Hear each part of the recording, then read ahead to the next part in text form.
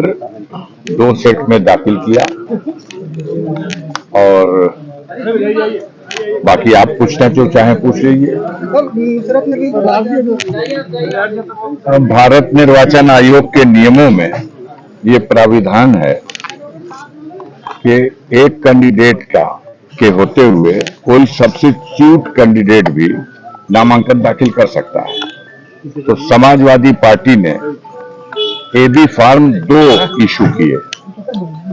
एक AB form Afzal Ansari के नाम से और उसके सब्स्टिट्यूट कैंडिडेट की हैसियत से दूसरा एबी फॉर्म नुसरत अंसारी के नाम से। दोनों फॉर्म दाखिल कर दिए गए। इसके अतिरिक्त भी नुसरत अंसारी की तरफ से एक और निर्दल पर्चा भी दाखिल किया गया है, जो 10 नए प्रस्तावकों की ओर से, जैसा निर्दल कैंडिडेट के लिए प्राविधान है। सांसद जी, आज चौथे चरण का चुनाव हो रहा है, उसको लेकर अब चौथे चरण, आज बहुत कुछ तस्वीर साफ हो जाएगी। साफ तो हो गई थी तीसरे चरण में ही, अब ये साफ हो जाएगी। अब तो मोदी सरकार का पतन निश्चित है। जितना कूद सकते थे, उछल सकते थे, उन्होंने कोशिश की, लेकिन जनता ने मन बना लिया है इस बार दिल्ली की सरकार को बदलने का, और निश्चित रूप से इंडिया गठबंधन के नेतृत्व में केंद्र में सरकार बनने जा रही है। आप लोग भी जनता को इस खुशखबरी से अवगत कराएं। परिवर्तन निश्चित हो चुका है, अब कोई दो राय नहीं।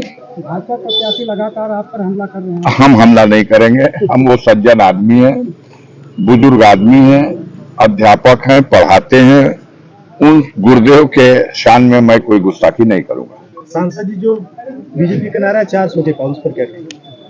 भैया, आप तो कह रहे हैं कि जब सरकार की विदाई होने जा रही है, 200 से नीचे आ रहे हैं, तो अब उस पर और क्या कहा जाए।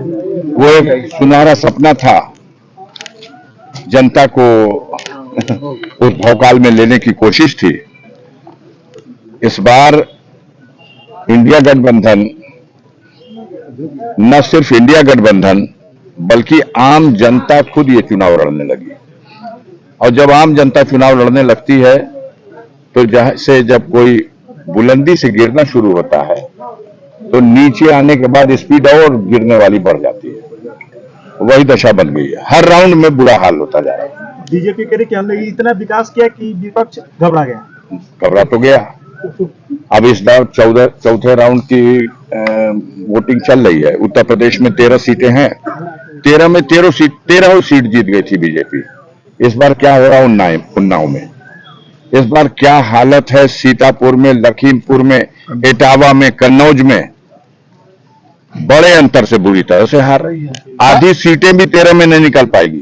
सांसद जी, 10 सालों में पहली बार मोदी जी ने अडानी अंबानी का नाम लिया और कहा टेम्पू भर भर के पैसा कांग्रेस। अरे बाप रे बाप, यह तो आप लोग देखिए और देश की जनता को बताइए कि आज तक 10 साल में तो ये देखा गया कि मोदी सरकार की कृपा से अडानी जी और अंबानी जी फलते फूलते रहे, भले आम जनता की बगिया सूख गई, सूखा पड़ गया, लेकिन इनकी बगिया में हरियाली बनी रही।